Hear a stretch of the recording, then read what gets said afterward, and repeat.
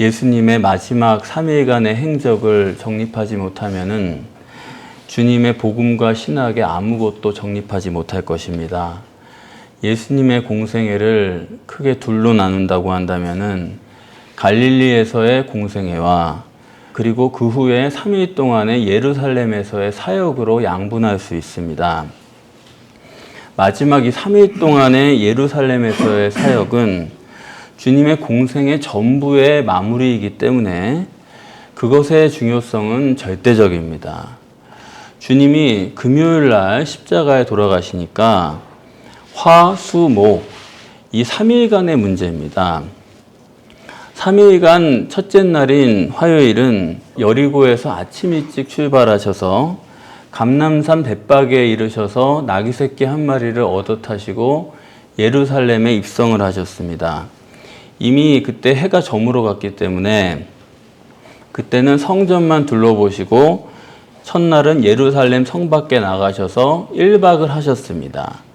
둘째 날 수요일 날은 성 안으로 들어오시다가 열매 없는 무화과 나무를 저주하시고 그리고 예루살렘 성전에 들어가셔서 성전을 정화하셨습니다. 그러니까 둘째 날 하신 일은 성전 정화가 전부입니다. 그리고 셋째 날 목요일이죠. 이것은 예수님 사역의 최후의 하루라고 볼 수가 있는데 이 최후의 하루인 목요일에는 일이 많았습니다. 이날 목요일의 사역은 크게 둘로 나눌 수가 있습니다. 성전 안에서의 사역과 성전 밖에서의 사역입니다.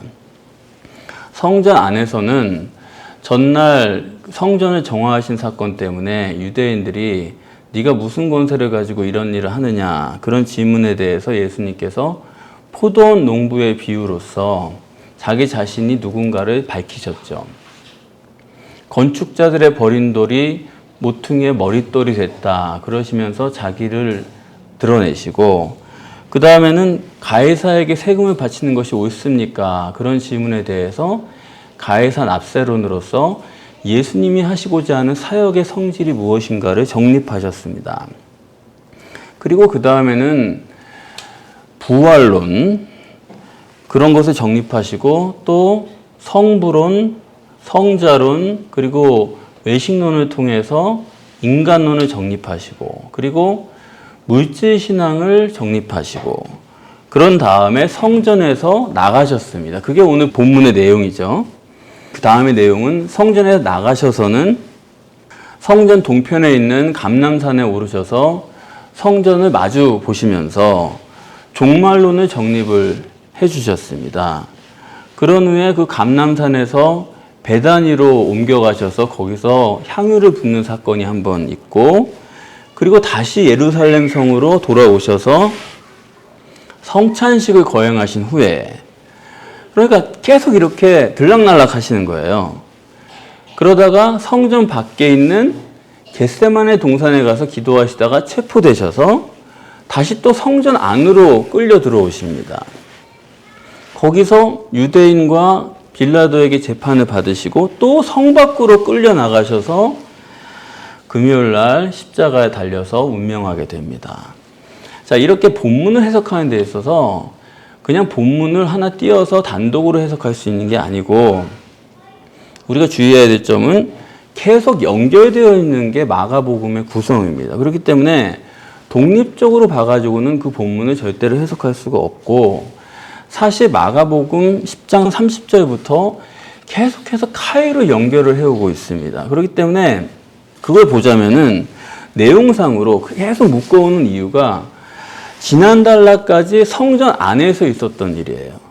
그리고 오늘은 이제 성전 밖으로 바뀌었는데 그러면은 지난달날까지 성전 안에서 있었던 일이기 때문에 성전 안에까지 이제 카이로 묶는 거를 거기서 끝내야 됩니다. 끝내고 오늘은 새로운 얘기를 해나가야 되는데 그런데 카이로 여전히 오늘 본문도 묶여있을 뿐만 아니라 다음 달날까지 카이로 묶여있어요. 그 다음부터는 카이가 없이 새로운 얘기가 시작이 됩니다. 그러면은 어제까지 성전이었으니까 성전 안에서 카이를 끝냈어야 되는데 왜 다음 달락까지 카이로 묶어 있느냐? 더군다나 다음 달락도 전혀 다른 내용인데도 불구하고 왜 그렇게 묶어둔 이유는 이 본문, 오늘 본문이 기점으로 해서 성전 안에서의 사역과 성전 밖에서의 사역을 대비해서 정립하라라는 의미가 있는 것입니다. 그래서 앞달라까지의 결론이 오늘 본문이고, 이제 이후에 있을 종말론이라든지 심판론이라든지 다음에 나올 내용의 서론이 본문이에요. 십자가도 심판론에 속하는 것인데 그 서론이 오늘입니다. 그러니까 다시 말씀드리면은 오늘 본문을 전후로 해서 양쪽을 대비해서 보도록 마가복음의 구조가 구성되어 있다. 그러니까 본문은 성전 안에서의 사역과 성전 밖에서의 사역을 대비해서 정립하라고 하는 그 전환점에 있는 본문이다 하는 것을 여러분들이 알아두시면 좋겠습니다. 그러면 성전 안에서의 사역과 성전 밖에서의 사역의 의미가 다르다는 얘기인데, 성전 안에서의 사역은 목적이 무엇입니까? 예수님께서 성전 안에서 하신 일이 왜 어떤 목적을 가지고 그런 일을 하신 거예요? 그건 당연히 공생애의 집약이니까요. 주님이 이 땅에 오신 유일한 목적이죠. 우리를 구원하기 위한 구원론을 정립하는 것이 성전 안에서 하신 일의 목적입니다. 그런데 그러면 성전 밖에서부터는 뭐냐? 성전을 나가면서부터는 뭐냐면 그때부터는 구원론이 끝나고 종말론과 심판론을 정립하시는 거예요. 그래서 십자가도 심판론에 속하는 것입니다.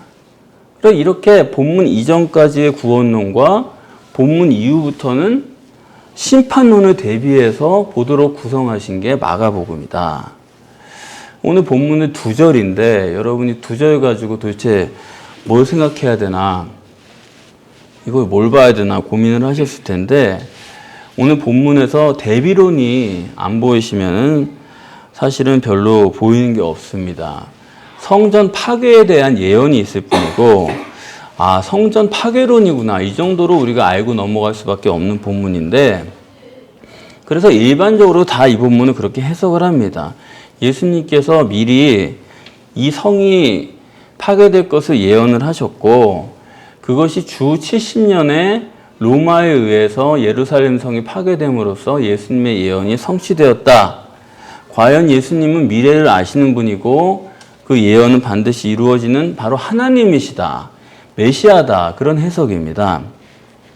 그러나 본문은 그렇게 성전 파괴의 예언으로, 성전 파괴론으로 절대로 해석해서는 안 되는 본문이에요.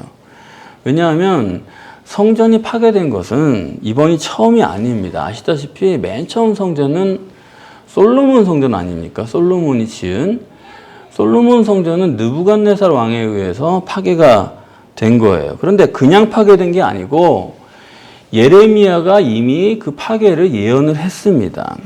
그래서 지금 보고 있는 이 성전은 헤롯 성전이라는 것인데, 솔로몬 성전이 파괴되고 유대인들이 바벨론에 포로 끌려갔다가 나중에 다시 풀려나서 돌아와가지고 성전을 작게나마 지었는데 그걸 스룹바벨 성전이라고 해요. 여러분 들어보셨죠? 그 스룹바벨 성전이 계속 내려오다가 헤롯 때 와가지고 그거를 웅장하게 증축을 한 것입니다. 그래서 요한복음 2장에도 헤롯 성전이 46년에 걸쳐 지어졌다라고 하는 언급이 있는 거예요. 그런데 일반적인 역사 기록으로 보면은 이 성전이 70년, 주 70년에 회파된 걸로 기록이 되어 있는데, 그러나 완공은 64년에 완공된 걸로 일반적인 역사서에는 기록이 되어 있더라고요. 그러니까 완공된 지 불과 6년 만에 성전이 파괴가 된 것입니다. 자, 우리의 관심이 뭐냐면 본문을 성전 파괴론으로 해석을 하면은 어떤 얘기가 되냐 하면은 예레미야나 예수님이나 같은 거지 전혀 다를 게 없는 얘기다, 그겁니다. 그러니까 예수님이 그냥 선지자지, 그 미래를 성전 파괴를 예언했다고 해서 그게 하나님이고 메시아다 이런 식으로 보는 거는 그건 전혀 그 본문을 마음대로 보는 거예요. 그러니까 성전 파괴론으로 본문을 봐서는 안 되고, 적어도 본문을 볼 때는 우리가 하나님의 입장에서 생각을 해야 되겠죠. 하나님께서 왜 성전을 파괴하실까? 그 소중한 성전을 왜 하나님은 부수려고 하실까? 하나님 입장에서 성전을 파괴할 수밖에 없는 성전 파괴의 필연성을 우리가 생각을 해야 됩니다. 그러면 성전 파괴의 필연성을 생각하기 위해서는 성전을 왜 짓는지를 먼저 생각을 해야 되는 거예요. 성전을 왜 지어야 되는지를 알면 왜 파괴해야 되는지도 당연히 알게 되는 것입니다. 그러면 성전을 왜 짓습니까? 성전을 짓는 이유는 하나님이 안에 계시려고 짓는 것입니다. 그러면 성전 파괴는 왜 해요? 하나님이 성전에서 나가시고 성전에 안 계신다. 그렇기 때문에 성전 파괴를 하는 거예요. 성전이 이제 용도 폐기됐다. 더 이상 성전 안에 하나님이 머물지 않기로 했다. 그렇기 때문에 성전 안에 하나님이 안 계시니까 성전은 없는 게 낫다. 그렇게 해서 성전을 파괴하시는 것입니다. 그래서 본문 1절에 보시면은 예수님께서 성전에서 나가실세. 예수님이 성전에서 나가셨으니까 이제부터는 하나님이 안 계시는 거고, 그래서 그 다음부터 왜 종말론과 심판론이 나온다고요? 성전에 하나님이 안 계시니까요. 성전에 하나님이 안 계시니까 이제부터는 종말이고 심판이 오는 거죠. 그래서 예수님께서 종말론을 성전 안에서 정립하신 게 아닙니다. 종말론은 성전 밖에 나가셔서 말씀을 하신 거예요. 그래서 주님이 성전 안에서 말씀하실 때는 그건 다 구원에 관련된 얘기예요. 이렇게 해야 구원받고 이렇게 하지 않아야 구원받고 구원론을 정립하신 거고, 그런데 주님이 성전에서 이제 나가셨어요. 그러면 그때부터 심판론과 종말론이 시작되는 것입니다. 그래서 본문은 구원론과 심판론을 눈에 보이게 가시적으로 물리적으로 정립하신 게 본문이에요. 근데 우리가 여러분 구원을 믿으십니까? 믿으시면 아멘 하십시오. 아멘. 그러고 마는 게 보통 아닙니까? 그런데 본문은 명확하게 성전 안에 예수님이 계시냐? 그러면 구원이고, 예수님 밖에 나가셨냐? 성전 비었냐? 그러면 그거는 심판이다. 이걸 아주 명확하게 구원과 심판은 눈에 보이도록 정립하신 게 본문입니다. 그러니까 본문이 얼마나 중요한지 정말 몰라요. 이게 정말 사람이 구원 받았냐 안 받았냐 너무 명확한 거예요. 믿냐 안 믿냐 그게 아니라 그 사람에게 예수님 계시냐 안 계시냐, 요거 하나 살펴보면은 그거는 명확한 것입니다. 그래서 이 앞단락까지 예수님께서 무려 17단락에 걸쳐서 여러분들이 17단락을 같은 주제를 보신 것입니다. 지금까지 아셨어요? 17단락을 주님이 신인 메시아가 이중 존재라는 것을 정립을 하셨어요. 그러니까 예수님은 공생의 마지막까지 하신 게 신인 메시아가 주님이 이중 존재라는 것을 정립을 해 주신 것입니다. 무려 17단락에 걸쳐서. 그러니까 육체 안에 삼위일체 하나님이 성령으로 내주에 계신 이중 존재다 하는 것을 17단락에 걸쳐서 정립을 하셨죠. 예컨대 다윗의 자손인데 다윗의 하나님이다, 이런 식으로 정립을 하시고, 그리고 그것이 또한 오늘 본문의 성전입니다. 그렇죠? 건물과 건물 안에 계신 하나님, 이게 이중 존재 아닙니까? 그게 바로 하나님의 성전이죠. 하나님의 안에 계시는 성전, 이중 존재다. 그래서 성경이 이렇게 반복적으로 신인 메시아는 이중 존재라는 것을 계속해서 증거하는 게 성경이에요. 그런데도 세상 사람들은 자꾸 신인 메시아가 단일 존재인 것처럼 그렇게 보는 형편인데, 자, 신인 메시아를 하나님께서 이렇게 이중 존재로 해놓으셨다는 것은 무슨 의미가 있냐면, 이 세상의 모든 존재들도 다 이중으로 해놓으셨다는 뜻이에요. 이거는 뭐 일일이 살펴볼 것도 없습니다. 왜냐하면 하나님은 질서의 하나님이시기 때문에 여기서는 이렇게 하고 저기서는 저렇게 바꿔놓고 그렇게 따로따로가 없어요. 여기서 이렇게 하셨으면 저기서도 똑같습니다. 그렇기 때문에 신인 메시아가 이중 존재라는 것은 인간도 모든 생물도 다 이중 존재라는 것을 우리가 알 수가 있는 거예요. 식물을 보더라도 여러분 벽실을 보면은 벽실 그러면 껍질과 그 속에 알곡이 있지 않습니까? 이중으로 되어 있는 거 아니에요? 식물이 다 그렇죠? 식물이 알갱이만 있고 껍질은 없는 식물이 어디 있습니까? 또 껍질만 있고 알맹이는 없는 식물이 어디 있습니까? 그런 건 없잖아요. 식물도 다 껍질과 알갱이에 이중으로 되어 있는 거예요. 그러면 또 계란 같은 건 또 어때요?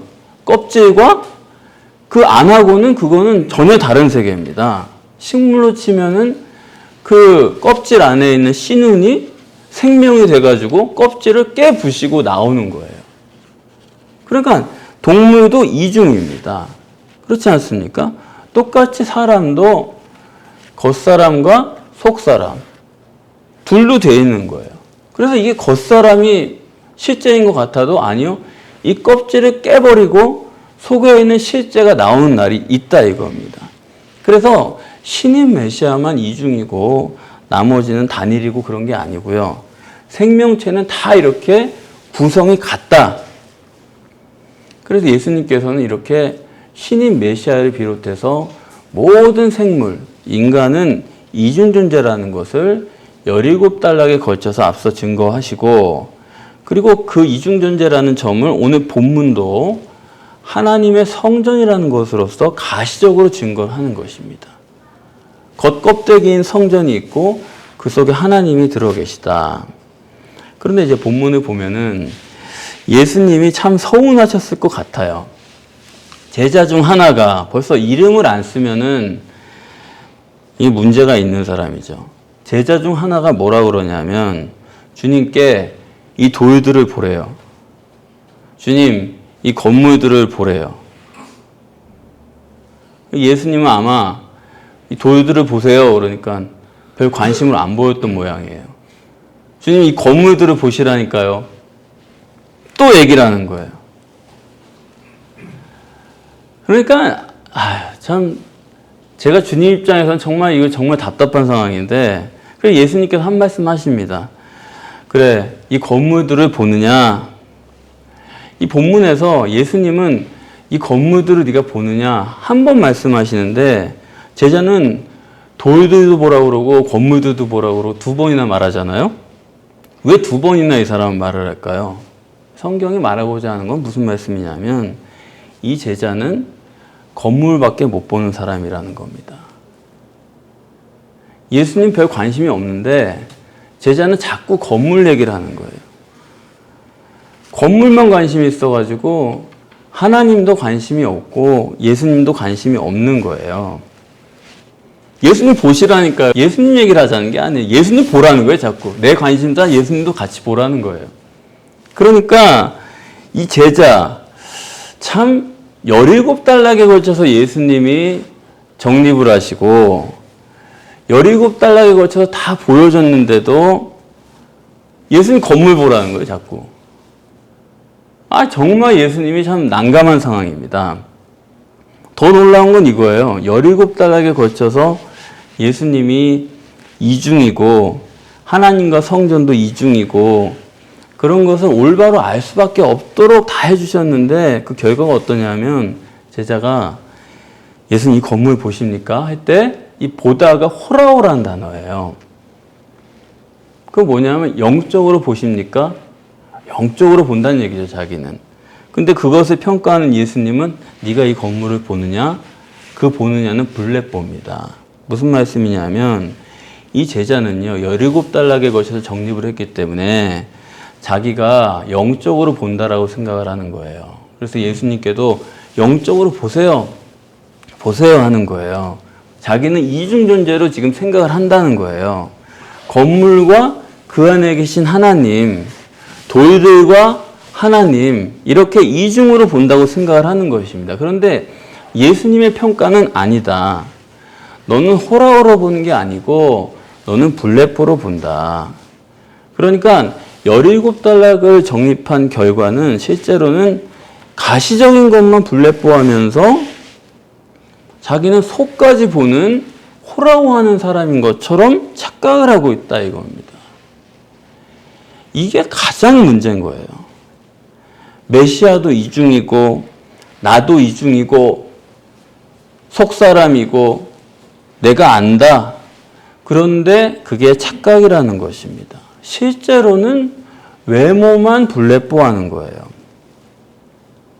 건물 멋지게 지은 거 그거 구경하고, 그렇죠? 목사님들이 은퇴해가지고 하는 게 보면은 영성을 추구하는 분이라고 하던데 어떻게 다 하나같이 그렇게 교회를 희한하게 지는 그런 걸 그렇게 좋아하는지 모르겠어요. 그래서 한국교회 교인들이 꼭 그런 데 가서 구경하고, 와, 이렇게 신기하게 이렇게 아름답게 지은 교회가 다 있냐. 거기 가서 구경하러 가고 사진 찍고. 그러니까 이 제자가 이런 사람이에요. 건물 보면서 그게 영적으로, 자기는 그걸 영적이라고 생각하는 거예요. 사람 많이 모이는데 행사 가가지고 또, 여기 영적인 곳이다. 그러고 행사 구경 다니고. 이게 이 제자의 심각한 문제입니다. 그러면 어떻게 해서 이 제자는 자기가 이중으로 본다고 생각을 하는데 실제로는 외모밖에 못 보는 사람이냐? 왜 그렇게 했습니까? 잘 아시는 대로 이건 선악과 때문이에요. 선악과 범죄를 저지른 게 인간에게 뭐가 문제입니까? 아담과 하와가 벌거벗었으나 부끄러워하지 않았다가, 그러니까 뭐예요? 그때는 외모에는 아예 관심이 없던 사람들이다 이겁니다. 중심을 받기 때문에 이 사람이 옷을 벗었는지 입었는지 전혀 관심조차 갖지 않던 사람들인데, 그런 사람이 선악과를 따먹고 나니까 어떻게 변했어요? 자기들이 벗은 줄 알고 무화과 잎을 엮어가지고 치마를 해 입었다는 겁니다. 선악과가 뭐가 문제냐면 인간이 어떻게 변했어요? 외모밖에 못 보는 사람으로 변한 거예요. 중심은 더 이상 못 보는 것입니다. 오늘 본문식으로 말하면은 선악과 먹기 전에는 아담과 하와가 호라호를 했던 사람들인데 영적으로 다 보고 그랬었는데 선악과를 먹고 난 다음부터는 어떻게 봐도 불레뽀밖에 못하는 것입니다. 그러니까 인간은 선악과 범죄로 말미암아서 가시적인 결과만이 기준이 되어버린 거예요. 가시적인 결과만이 기준이 됐다는 것은 그건 인간에게 치명적인 약점이에요. 왜 그게 그렇게 치명적인 약점이냐? 가시적인 결과 기준이 된다는 게 뭐가 그렇게 우리에게 나쁘냐? 뭐가 그렇게 잘못되냐? 그걸 보고 살면 되는 거지 뭐가 그렇게 문제냐? 아니요, 뭐 딴 것 떠나서 성경 해석부터가 문제가 됩니다. 가시적인 결과 기준으로 보기 때문에 인간은 성경 해석 하나도 제대로 못해요. 선악과를 따먹어서 하나님을 떠나게 됐다. 그렇게 해석하지 않습니까? 모든 신학자들이 다 선악과를 따먹어서 하나님을 떠나게 된 거예요? 아니잖아요. 하나님을 자기가 마음에서 떠나고 나니까 선악과를 따먹은 거죠. 마음의 문제 아닙니까? 근데도 사람들은 그 구절을 보면서도 하나같이 다 선악과를 따먹어서 거기 도대체 선악과에 무슨 성분이 있길래 하나님이 그렇게 떠나게 됐나, 사람이 돌변하게 됐나, 그걸 연구한다는 거예요. 가시적인 것밖에 못 보게 되니까 선악과를 따먹었다 그것만 보여가지고 먼저 마음이 하나님께 떠나가지고 선악과를 먹게 됐다고 하는 그 한 구절을 해석을 못하는 것입니다. 예수님께서 보면은 여기 1절에서 정말 황당하셨을 것 같아요. 아니 17단락에 걸쳐서 이중 존재고 핵심은 하나님이지 성전이 아니다. 속사람이지 겉사람이 아니다. 환경이 아니다. 기껏 다 하셨는데도 제자가 예수님 이 돌들이 어떠하며, 좀 보시라니까 이 건물들이 어떻습니까? 영적인데요. 아름다운데요. 좀 보시라니까요. 황당한 거죠. 무슨 얘기냐면 이 사람은 하나님은 아예 관심도 없고 옆에 주님이 계신데도 주님께는 질문이 없는 거예요. 주님에는 관심이 없는 거예요. 그러면서도 자기는 주님에게 관심이 있고 그렇다고 착각을 하는 거죠. 그런데 예수님은 아니라는 겁니다. 너는 불레뽀밖에 못해. 그러니까 여러분 이 성전신앙이란 게 결국 이런 거예요. 성전 가서 제사 드리고 안식일 지키고 가만 보면 이 믿음이 참 좋죠. 그런데 전혀 아니다 이겁니다. 예수님이 17달락에 걸쳐서 정립을 했는데도 이 사람은 외모밖에 못 보는 거예요. 안에는 관심이 없는 거예요. 이게 가시적인 결과만이 기준인 인간의 문제입니다. 우리 모두의 문제예요. 어떤 사람이 주의를 잘 지키면은 믿음이 좋은 것 같아요. 교회에서 이런저런 활동했다 그러면 아, 잘 믿는 분이구나. 여러분, 그게 유대교예요. 기독교가 아닙니다. 찬양을 은혜스럽게 하면 아, 잘 믿는다. 근데 설교는 전혀 안 듣거든요. 심각한 것입니다. 무슨 예수님을 알아요, 알기는. 전혀 모르죠. 아니, 뭐 그 사람을 떠나서 기독교 자체가 어떻습니까? 피만 믿으면 돼. 당신 구원받은 거 믿기만 하는데. 이게 얼마나 가시적인 거예요. 예수 십자가에 딱 걸어놓고 저것만 봐. 저것만 믿으면 돼. 믿어. 이게 얼마나 인간의 가시적인 걸로 보는, 이게 아주 가시절대예요, 인간은. 그러니까 영적인 거는 애초에 없는 겁니다. 그러니까 가시적인 걸 딱 맞춰놨다는 것 자체는 그게 편한 게 아니라요, 인간에게 치명적인 약점이에요. 그거 말고는 모르니까. 그런데 이게 왜 그렇게 인간에게 치명적인 약점이고 이것이 모든 문제의 원인이 되냐 이겁니다. 아담이 선악과를 먹으니까 하나님께서 뭐라고 그러셨어요? 너 죽었고 너 끝난 거다. 너는 이제 끝난 거야. 너만 끝난 게 아니고 땅이 다 저주를 받아. 선악과를 먹은 게 자기 개인의 문제만이 아니고 자기 죽고 살고 뭐 죄 짓고 이런 문제가 아니고 모든 것이 다 문제가 발생해 버렸다니까요. 왜 이렇게 이 가시적인 거가 기준인 게 그렇게 모든 문제의 원인이 되고 이게 우리를 곤란에 처하게 하느냐. 왜 그렇게 문제인 거냐. 여쭤볼게요. 여러분, 원인이 먼저입니까? 결과가 먼저입니까? 여러분 생각하시기에. 원인이 먼저예요? 결과가 먼저예요? 원인이 먼저죠. 어떤 것이든지 원인이 먼저이기 때문에 원인에서부터 시작해가지고 결과로 정립을 하는 거예요. 원인이 이러니까 결론이 이렇게 날 수밖에 없다. 이렇게 정립하는 게 그게 순리인 것입니다. 그런데 가시적인 것만이 기준인 사람은 원인을 알 수가 없는 거예요. 그 사람은. 결과부터 보는 것입니다. 항상 결과가 먼저예요. 그래서 굴뚝에 연기 나기 전까지는 원인을 알 수 없는 게 인간인 것입니다. 이렇게 가시적인 결과밖에 모르는 사람이 어떻냐 하면 그래서 항상 거꾸로 하는 거예요. 원인에서부터 시작해서 결과가 이렇게 날 것이다 정립을 해야 되는데 그게 아니라 결과를 보고 거기서부터 원인을 더듬어 간다고요. 연기가 나네? 연기가 나니까 굴뚝으로 가요. 그래서 거기로 기어 들어가가지고 아궁이로 가가지고 아, 여기서부터 불이 시작됐구나. 불을 피워서 연기가 나는 거였구나. 그렇게 간신히 더듬어가지고 원인을 알게 돼요. 그러면은 사람들이 어떻게 생각하냐면 원인에서부터 해서 결과를 알았든 결과에서부터 원인을 알았든 어쨌든 원인을 알았으니까 됐다. 뭐 뭐로 가든 서울만 가면 되는 거 아니냐. 어쨌든 원인을 알았다. 이렇게 해가지고 사람들이 어떻게 생각하면 나는 원인을 아는 사람이다.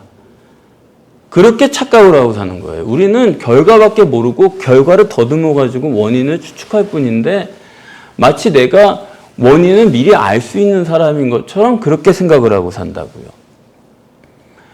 이 생각의 가장 극치가 과학이라는 건데 과학이야말로 가장 믿을 만한 논리 아닙니까? 근데 과학의 논리라는 건 여러분 원인론이에요? 결과론이에요? 과학의 논리라는 게 원인을 알려는 거예요? 결과를 알려는 거예요?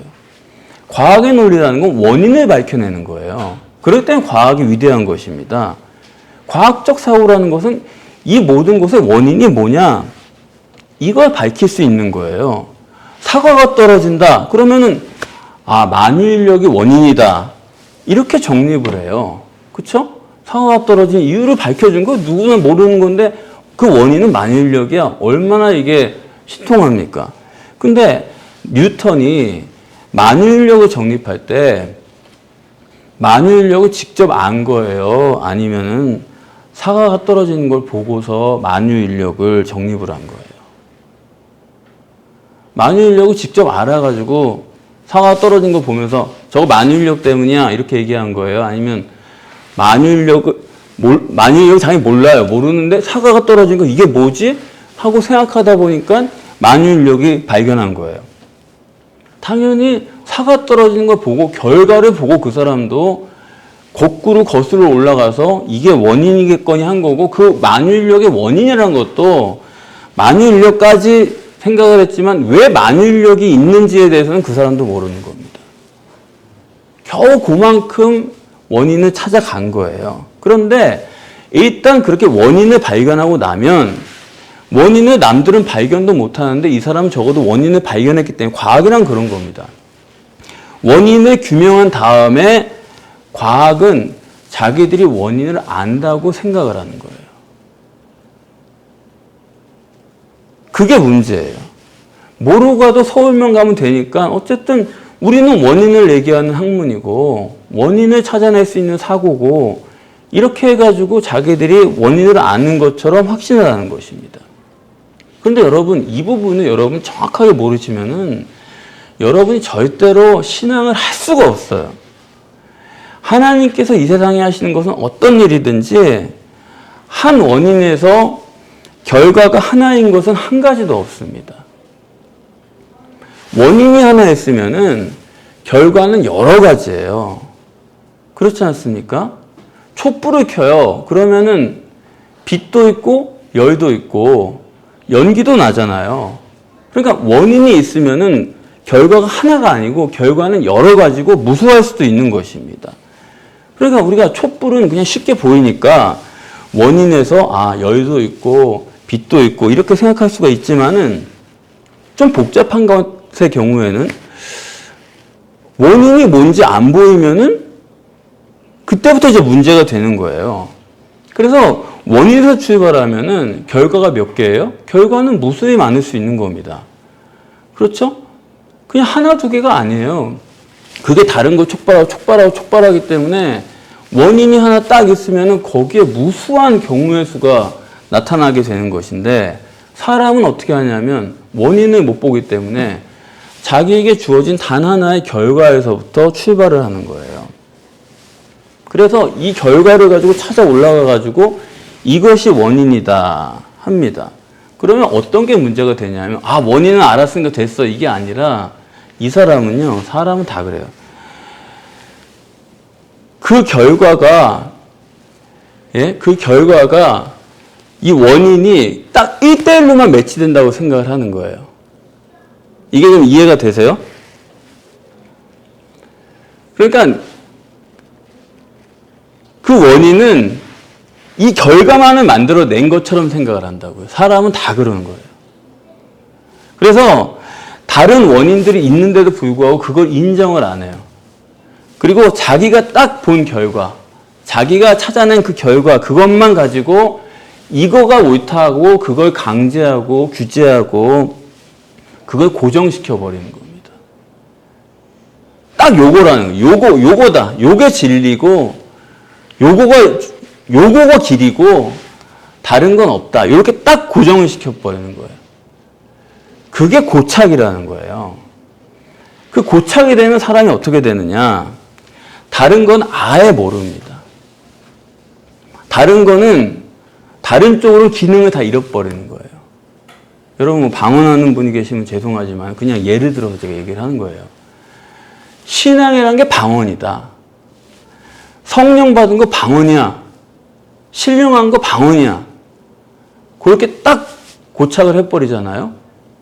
물론 여러분 방언이란 거는 하나님이 주실 수도 있고 다른 게 줄 수도 있는 거예요. 그렇죠? 원인을 모르는 거예요, 사실은. 자기가 내가 받았으니까 하나님이라고 생각하는 거지. 힌두교도 방언하고 불교도 중도 방언하지 않습니까? 다 방언하잖아요. 그러면은 누가 줬는지 그걸 모르는 거예요, 자기가 원인을. 근데 내가 받았기 때문에 하나님이라고 생각하거든요. 그래 놓고 그거를 하나님이 주셨다. 목사가 그렇게 딱 고정을 시켜주면은 거기 딱 고착이 되는 거예요. 그래서 내가 방언을 하는 한은 하나님과의 문제가 내가 없는 겁니다. 사람이 그렇게 되는 거고 그 이상의 걸 들으려고 안 해요. 거기에 설교가 더해지는 거지 설교가 그 사람을 좌지우지하지 않아요. 설교로 그 사람 변하지 않아요.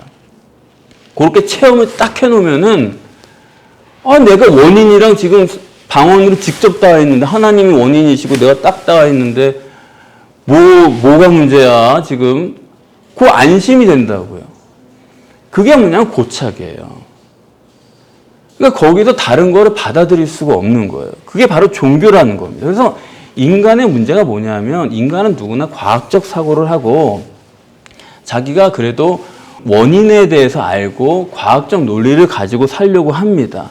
원인을 알려고 한다고요.